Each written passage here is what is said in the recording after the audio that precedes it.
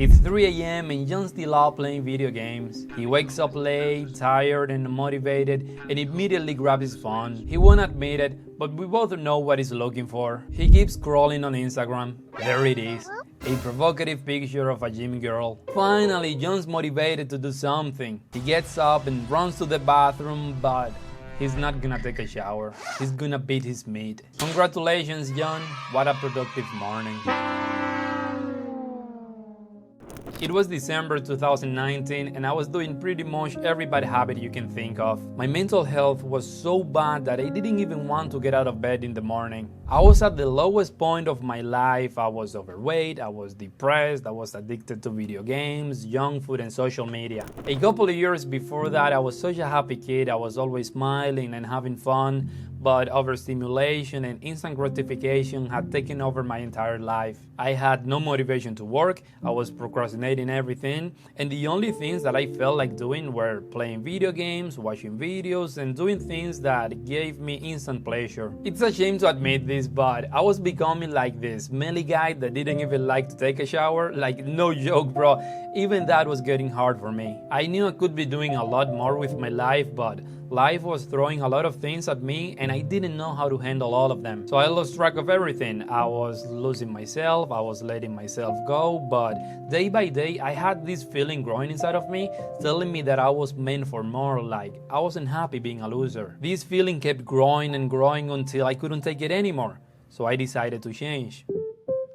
I realized that if you want to start a new habit, whether it's going to the gym, running, or working harder, it's gonna be extremely difficult if you're addicted to instant gratification. When you spend too much time indulging in these high dopamine activities, your tolerance to get pleasure gets stronger and stronger, while your tolerance to pain gets weaker. So you get less pleasure from the things you do and feel more pain in doing the work. That's why when you wake up in the morning and the first thing you do is scroll on social media, getting to work later feels way more painful than it should. I couldn't be consistent with the gym or anything else I tried because all I wanted was to play video games. If you can relate to any of this, I promise this video is gonna help you. You're gonna learn how to delay gratification and how you can replace these bad habits with better ones. You're gonna learn how to find pleasure in things most people consider boring, things that aren't sexy but that give you an unfair advantage. And trust me, this can be the turning point where you start to become the kind of person you always wanted to be, instead of the slave to instant gratification that the modern world wants you to be. The first step we need to take to regain control of our lives is to clearly define what. What is it you're doing that's holding you back? What's the behavior that's stopping you from becoming the person that you want to be? What's getting in your way that doesn't let you advance in life? In my case, my biggest addiction was video games. I was also struggling with social media and phone addiction, but playing video games was the biggest one. I was addicted to this game called Apex Legends.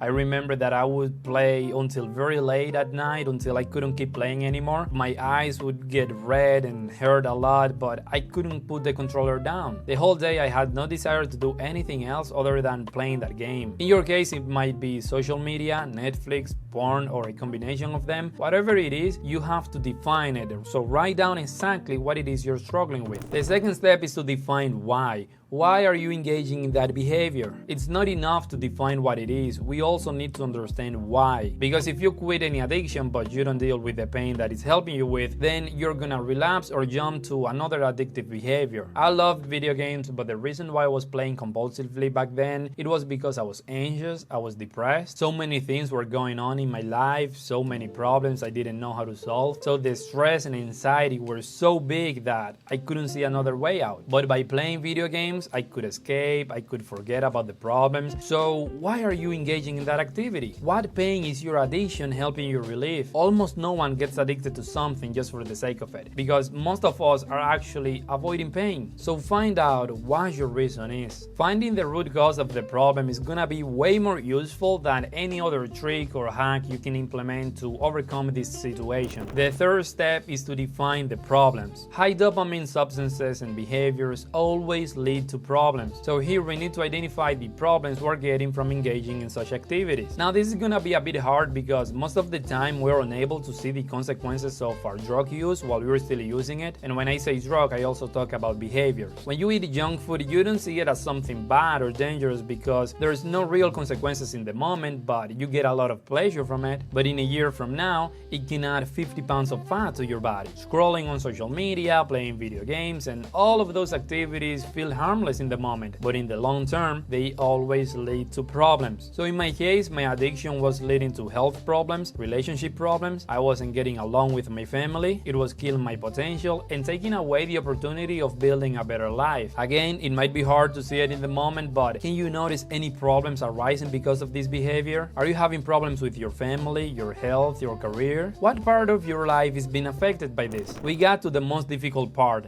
Abstinence. Abstinence is necessary to restore balance and with it, our ability to get pleasure from less potent rewards. Here we need to do what is called a dopamine detox. Now, you might have heard the term in another video already, but we're not talking about this bullshit of a dopamine detox for 24 hours and resetting your brain. No, we're talking about real abstinence where we're gonna spend a minimum of 30 days without using our drug of choice. Because not using TikTok for a day is gonna be useless if you spend 8 hours scrolling the next day. Now, in some cases, it could be a little complicated. For example, if the problem is your phone, then dealing with that is gonna be challenging because we need to use our phone every day. But still, we want to put as much resistance as possible not to engage in that activity. I remember something that worked really well for me was selling my PS4. Without a video game console, it was way easier for me to not play video games. Instead of relying on raw willpower, I created real barriers. I also deleted all the social media apps from my phone and I installed app blockers on my computer so I wouldn't go mindlessly to any of these websites. In the beginning, I thought that I couldn't live without them, that I had to stay connected, but soon enough, I learned how wrong I was because it's been years and I don't feel like using any of them again. So put as many barriers as possible to guarantee your success. Step 5. Replacement. As I said before, very seldom do we become addicted to something just for the sake of it or just because we like it. Most of the time, we're trying to escape something, usually pain. So if you just quit but don't replace the bad habit with a better one, relapse is gonna be highly probable. So within these 30 days, try to replace the bad habit with a better one. For example, here you can see me working out.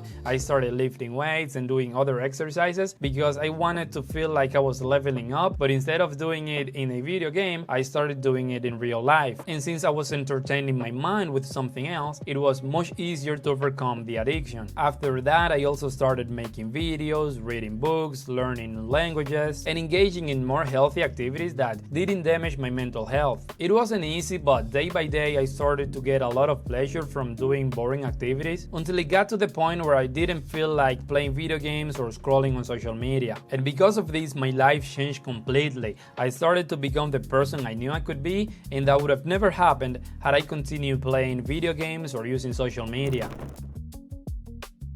Here's the part when everybody asks, okay, but when do I get to enjoy that activity again? When can I go back to Instagram? When can I start playing video games? This is very hard to answer because it will vary person to person, but before we start indulging in that behavior again, we need to experiment and see how much we can take without getting addicted. It would be a shame that after 30 days you relapse and go back to the old habits. For example, I had tried this everything in moderation is fine with social media and I failed. Sometimes moderation is not an option. It was easier for me to stop it completely than try to regulate it. These social media apps and platforms are designed to make you addicted, so moderation is not always possible. However, with YouTube it was a little different. I mean, I would get sucked by it if I'm not careful, but I made some changes and some rules that helped me deal with it. I never watch videos in the morning. I don't have the YouTube app installed on my phone. I also have a YouTube blocker extension that removes shorts and the home feed. That way I can still watch videos, but only when I need them. So that's what we want to do.